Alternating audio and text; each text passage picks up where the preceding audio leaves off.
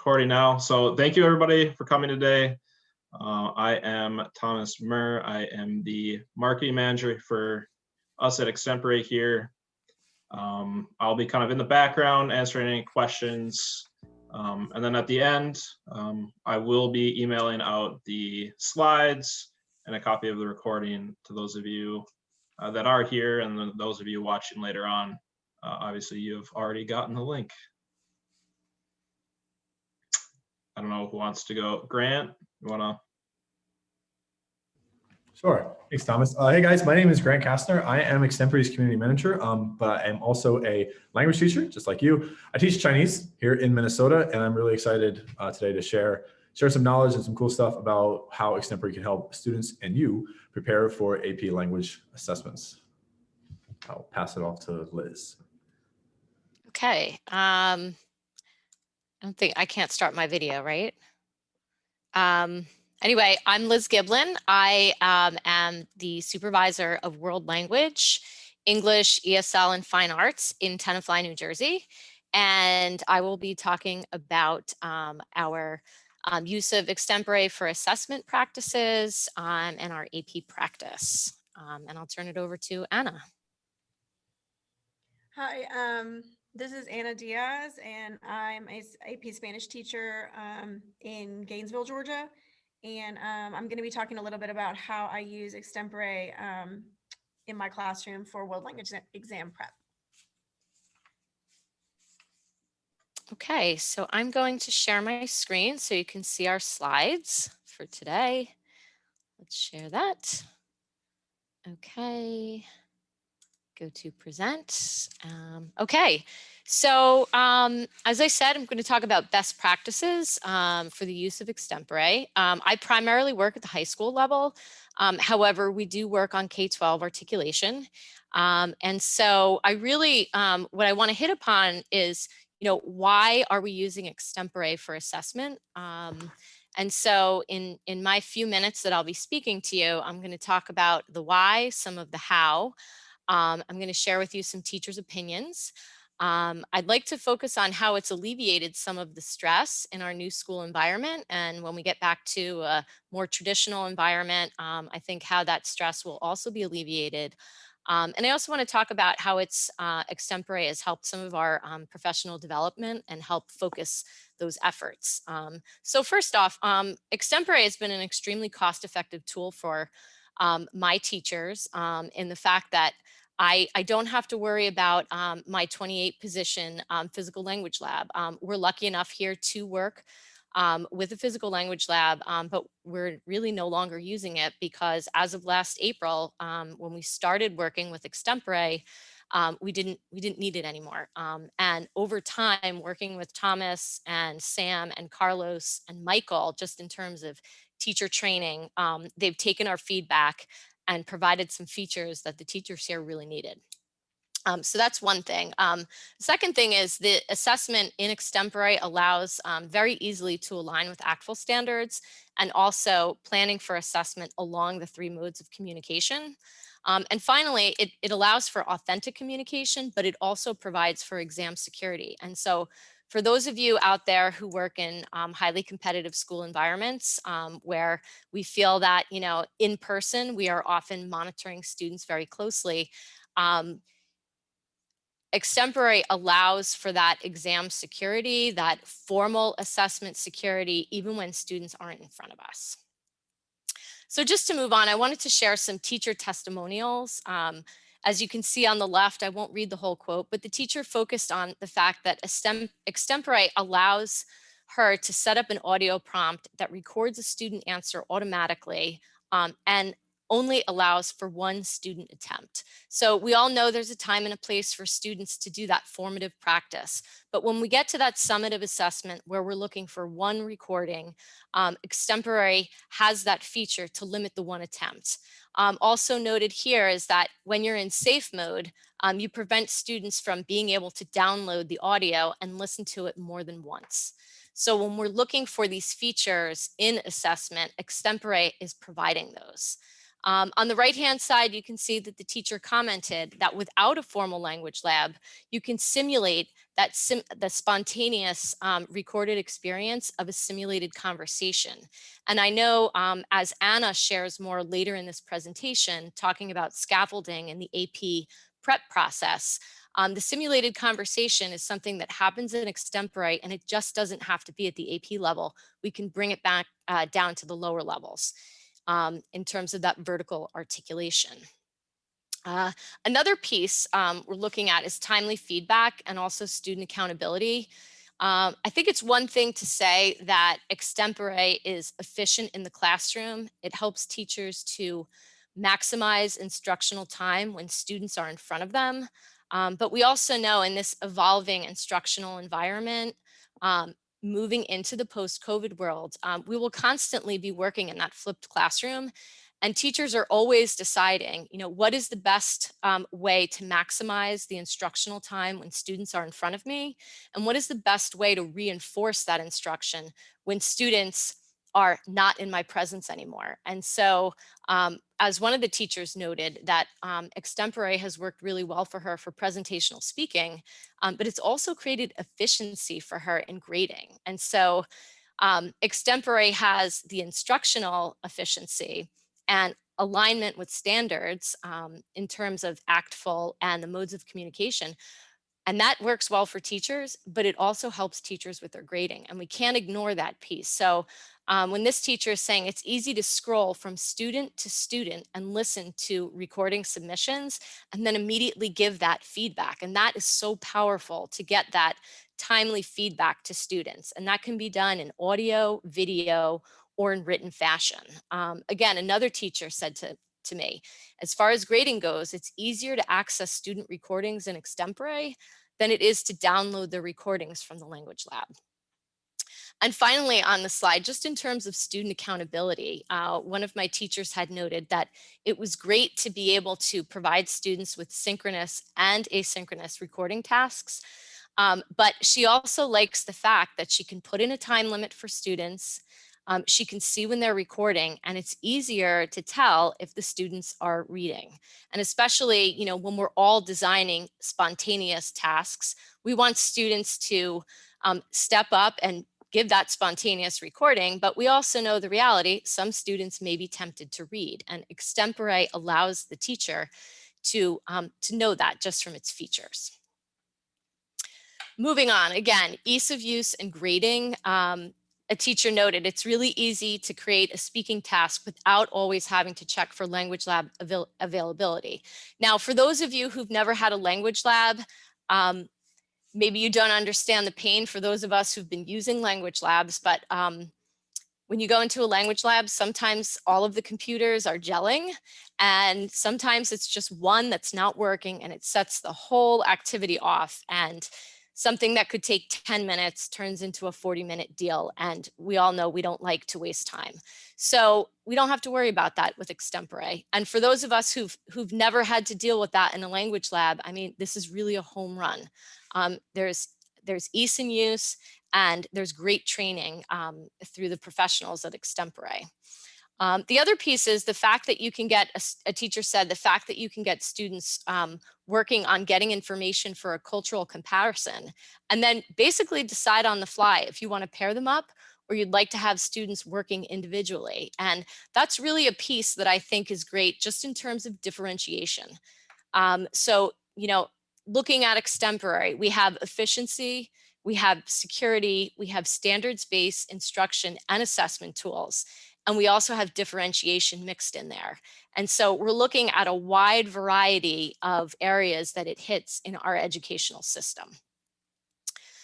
And just taking a look at vertical articulation, I feel that this is an area, even in the short amount of time that we've been using Extempore, it's really allowed us to focus our professional development on certain areas. And so many of us have those monthly department meetings, or we have professional days where we, traditionally we sit down a month ahead of time and say, okay, what is it that we're going to be working on?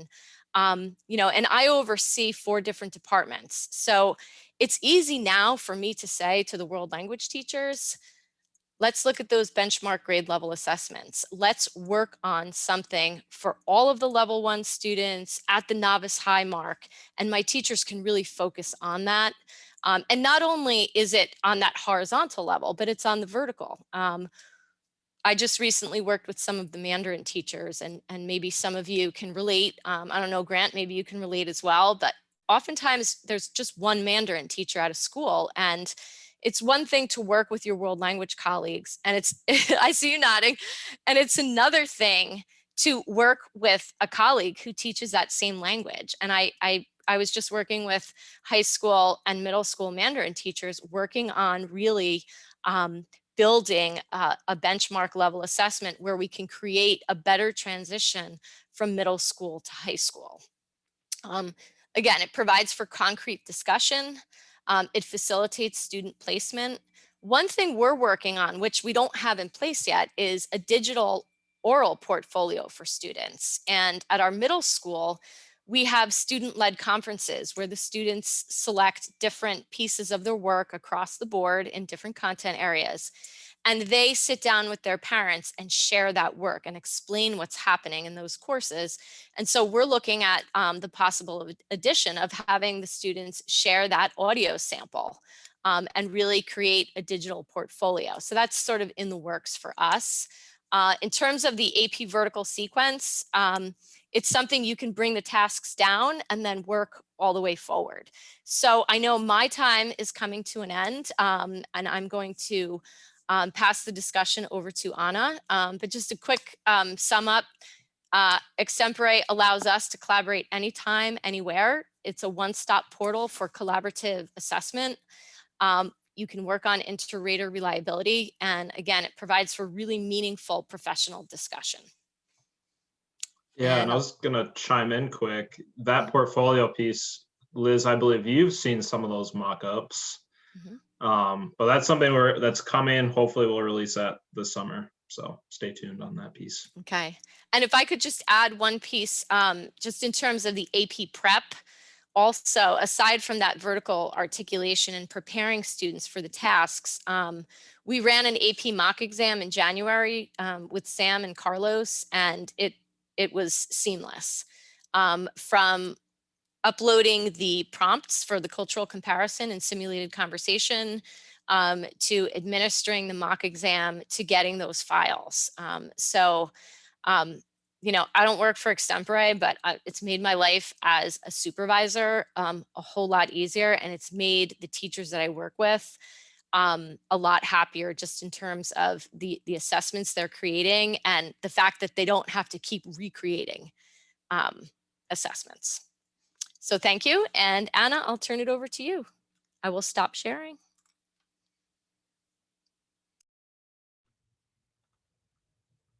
Okay, thanks, Elizabeth. So for my section of the presentation, I'm going to share a little bit more about how I actually use Extempore in my classrooms for pre-AP skills, as well as for my AP Spanish language students. So, you know, for vertical articulation, like she was talking about, we have a lot of discussion in our school system about how to prepare kids for AP. And you know, how do we scaffold the activities, and what are the skills we should focus on? So I have found that Extempore is, like she was saying, it's a replacement. We don't have a language lab, so it's a replacement for us for a language lab option. And at this point, having worked on a language lab at a school with a language lab, and having worked here where we're using Extempore software for this purpose, I, like Elizabeth was saying, I would just like to reiterate that I think it is a better option for all of those reasons. So for the lower level classes, we just really recommend that you teach specific AP skills instead of trying to focus on specific content. So some of the skills that our lower level teachers like to work with our students is like practicing interpreting visual text, for example. And we're going to look on the next couple of slides about how you can use Extempore to do that. And you can easily put in, for example, a graph or an infographic, and have students talk about that or write about what they're seeing. Also, you can use Extempore to teach students to address all parts of the prompt. So even level 1 and level 2 students can start focusing on, am I fully addressing all the parts of the prompt, which we have found is a skill that our AP students really need.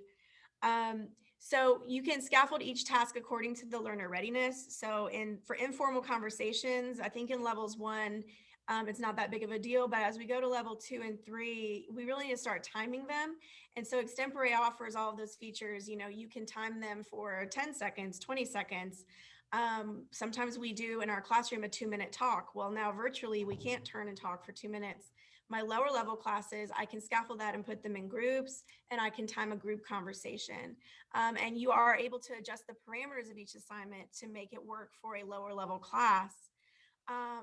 Another way you can scaffold using Extempore's templates is to provide those lower level classes with word banks right there in the prompt. So on this next slide, I'm just going to show you really quick what that looks like and all the different options. So here where it says students will respond with, they can respond with a text response or an audio. And it has been increasingly evident to me that this is also just a great platform for all of my students' work to be just in one place. So instead of having them submit writing things somewhere else, I'm having them submit text responses here as well.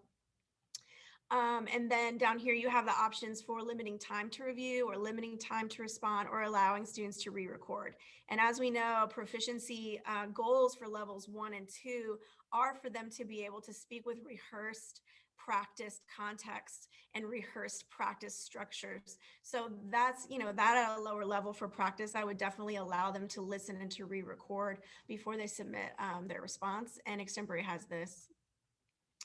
And then once you've created that assessment with those parameters, you can put the question in there. And I think at the end of the presentation, you're going to see the templates that are already provided where you can just take, for example, an AP timed conversation template and import it directly, and it's already done for you. But as far as scaffolding for lower levels, you know, this is where you could put a word bank for the specific question. You could put in the media prompts if you want them to look at interpreting a graph. If you want to provide them with some idiomatic expressions that they can be practicing. So I think that there's lots of time, there's lots of places here for us to make it appropriate for whatever level that we're at. Also, as far as AP prep, so in my classes now, we have, oh my gosh, like 18 days left until the exam, and I'm really stressed out about it.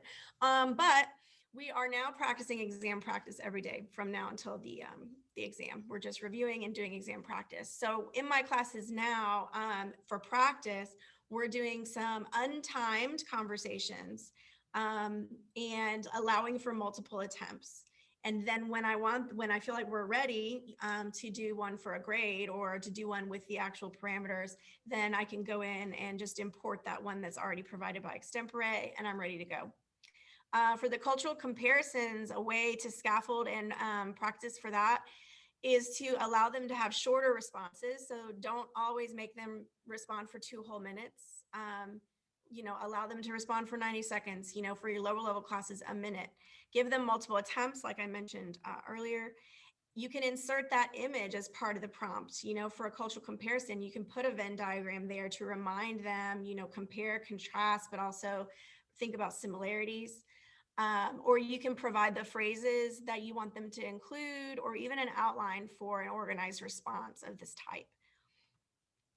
And then with written responses, like I said, it's kind of been a recent thing for me. The more I'm using Extempore, the more I'm liking it and feeling comfortable with it. And I'm starting to put all of my responses in one place where it's easy to grade and give feedback. So just some ideas for practicing with use of sources. In Extempore, you can provide a text or an audio or a graph in the prompt and then ask them to integrate information from that source into their response. I really like to emphasize having students, even at the lower levels, start working with graphs and analyzing and interpreting information, and then using that, citing the information from the source in their responses. A way to scaffold an email response is to provide an outline as part of that prompt. So right there in the prompt box, you have a description, you have a place you can attach a file, an audio, or a video. So just lots and lots of ways to get them ready for the exam. Other ways that I'm using it, I'm simulating the exam activity. Like I said, I'm just importing these pre-designed exam prompts. The parameters are already there, just the way it will be on the AP exam. Like Elizabeth was saying, it's perfect for a mock AP exam as well. It's already set up and ready to go. I didn't have to do a lot of work to try to figure out exactly what I needed for the exam prep parameters. I love the video option, and I know that the group response, the group conversations are in beta, but I love that because, as we know, with virtual learning, students are losing that feeling of community. And so whenever they can talk together synchronously, or they can see each other's faces, that creates that feeling of connectedness and that feeling of community. I can also allow them to hear each other's responses, and I give them a checklist where they can, provide feedback and peer review on each other, and they learn from each other that way. Another tip that I have is to provide feedback on a specific skill. So instead of feeling like I have to grade all the aspects of the rubric every time, I can simply put in that assignment, I will be focusing on use of, transition phrases, or I will be focusing on organization this time. Scaffolding tip in Extempore, you can give a numeric score using, whatever, if you want to use the AP rubric for like a scale of 1 to 5, or you can just provide feedback. So you don't have to give a numeric score every time, which I think that is really great when we're practicing. Is don't give them a score, don't let them freak out about what their score is, but just provide feedback and let them focus in on how they can improve. And I will now stop sharing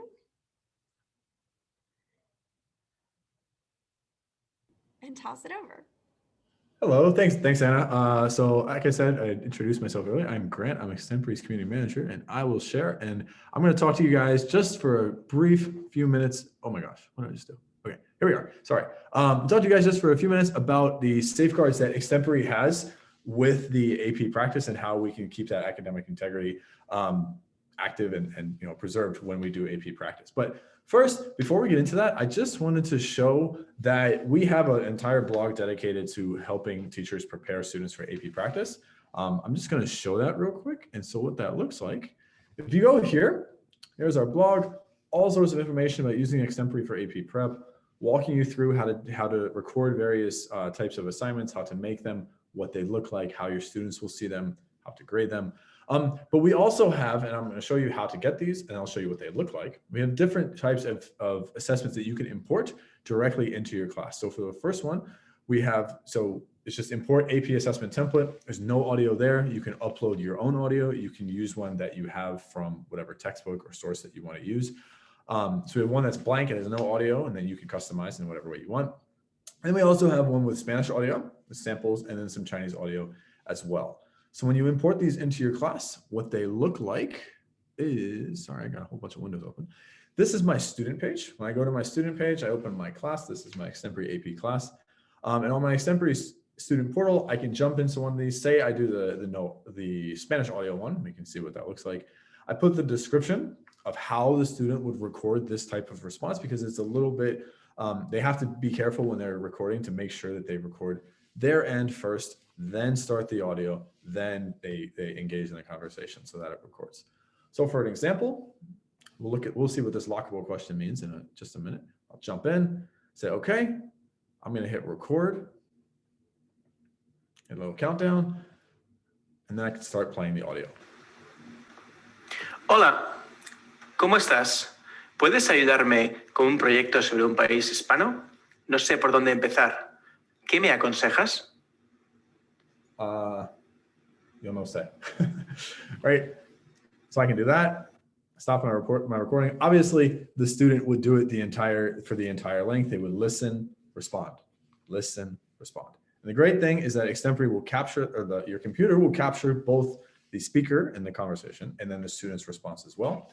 And then the student can submit that, and it would go directly to the grading page. And the teacher can view that. If I go here, refresh my page, teacher can see that the assessment has been submitted, or at least that question. I can jump in, And then I can, as Anna had mentioned, we've talked about the feedback and giving scores. I can see the student's response, and I can see that I can play it back. And then eventually I can give a score if I want on a rubric, and give written, video, or audio feedback if I choose. So with that brief little introduction, just another reminder, you can get the no audio added, entirely blank. You can add your own audio, create your own, use one that you already have. And then we have 3 examples, one assessment with 3 questions with Spanish audio, and then another assessment with 3 examples of Chinese audio that you can use directly for free into your class. So with that said, I also just want to touch on here some safeguards that we have for academic integrity on Extempore. So these are all available, what you're going to see, on safe mode. So what that means is I will return, I got all these windows here. If I go to my preferences, you will see here that under where my username is, I click Castner, click preferences, it takes me to this page, and I click enable safe mode. And this is really what we use for test security.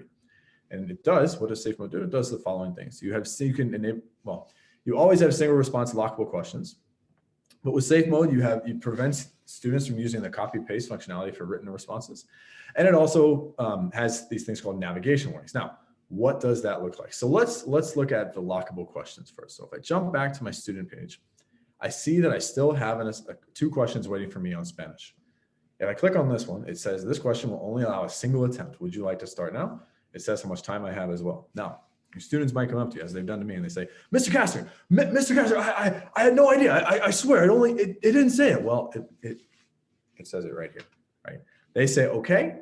And what happens is, if I jump in, even if I haven't started recording, and I leave, I click back, I X out of the window, I'll click back and say, well, hey, this is going to lock if you don't do it. Are you sure? Hit okay. And now that question's gone, and it moves to the locked section. I can't do that question anymore. I'm locked out of it. So then what the teacher says, what the teacher sees, excuse me, is, I'm sorry, if I go to manage classes, if I go to grading, what the teacher will see in order for the students to complete that question again, as you will see here, right, it says in progress. It takes about a minute or 2 to update, but it eventually will say locked. And then I can reset that student. I can say, okay, I understand maybe you made a mistake, something happened. I click reset. And then on the student's end, once this goes through, I can refresh the page, and then this has been removed. And it should be right back in my available section to do again. Where are we here? Okay. There we go. Okay, so yeah, so now you see I've been unlocked, and I can do that question again. And so then the last thing for today, if I jump around all my windows here, is we have the navigation warnings, right? So we have single response locking questions that would lock, they have time to review, and there's also no copy paste. The new thing, one of the newest features that we have is called the navigation warnings, where I will show this again, where students, where if they join an assessment, I'll go back to this one. Say, okay, I'm ready to try this one again. I join in, tells me that I have a timer and everything. Now you see this right here. Your teacher will be notified every time you click away from this page or open a new tab. So if a student wants to, open up some translator, look at some resource that they have, well, anytime they click away and I'm in, Extempore gets, oh, no, you can't do that. Right? Our system has detected that you have navigated away from Extempore during your assessment. And then in order for the student to continue, they click, I understand that a notification will be sent to my teacher if I continue to do this. So I hit continue, and just to see what this looks like on the teacher's end, I'll record a response. This is my response. I'll hit submit. And then when you go to the grading page for the teacher, what will show up, if I can find that window out of all of these ones that I have here we go. If I go to grading, I'll refresh. What that will show, it will show the navigation warning. It'll have a little number, and it will say, hey, your student navigated away from the page during his or her assessment. And then they can, let's see, should be under 2. Question, right? See, here it says navigation warnings 1 time. And so however many times they click away from the page, so long as you have safe mode on from your instructor account, it will track how many times that happens. And then you have that on the grading page, and you can talk to your student about that or approach that situation however you would like to. So Those are really, I'm just going to review those real quick. Those are really the main features that we have for academic integrity. Single response lockable questions. Student can't go back in. They can only do it once. Once they leave, once they submit it, it cannot be redone. No copy and paste functionality for written responses. They can try to right click as many times. They can try Command V, Control V. Doesn't work, no function. And then, like I said, the last one, the navigation warnings, where students will be warned when they leave, and then the teacher will get a notification saying that that happened. So that's all really on my end. Liz, Thomas, I don't know if you guys want to wrap it up, but yeah, I'm going to stop sharing. And So we had a couple people that looked like had to dip out, but for the remaining attendees, any questions for us? Anything we can go more in depth on? Anything at all?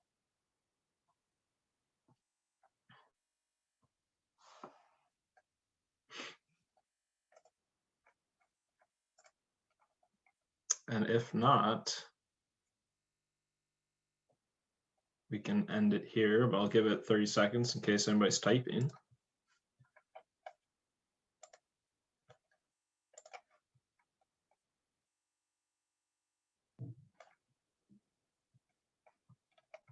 Guess not, maybe not, no. All right, well, I guess I will end the recording here.